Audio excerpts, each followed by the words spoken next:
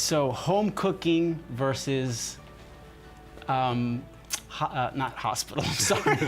Like versus buying going things out to in. eat. Yeah. Tell us, is there a more of a health benefit to one or the other? Sure, hand over fist, right? So I guess the short answer is what you put in the pot, you know what you're getting out of the pot, right?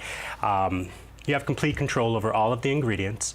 When we buy things that are pre-made, they're jacked up with sodium. That's serving as a preservative.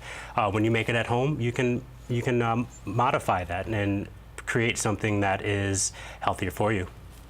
Can you tell us some of your favorite foods Some that of my you like favorite to foods? Sure. I mean, I guess I'm a creature of habit. After culinary school, I worked with a chef that cooked provincial Italian food. So it's rich in vegetables, say like artichokes and tomatoes and eggplants and all of that stuff just in one pot, and deglaze it with some balsamic vinaigrette and have a little bit of noodle in there just kind of mixed around. So I like those kind of hearty dishes when I'm at home. Wow, I'm getting hungry just listening to you. Ooh, my stomach's grumbling.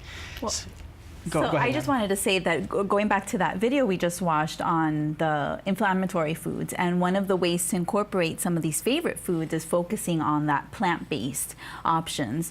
So more of those vegetables, the whole grains, the beans, the legumes, and having that, it's really what's going to help fight those diseases that we were just talking about. So obviously food, we need food to stay alive, right? Other than it's delicious.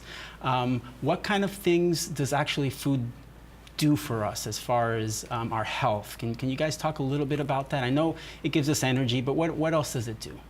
So it feeds the body. We need all of these nutrients in order to feed the body to function and to work. And I think that's where our disconnect is. A lot of times we eat foods just because we want some pleasure out of it. We're looking for things that we know we like.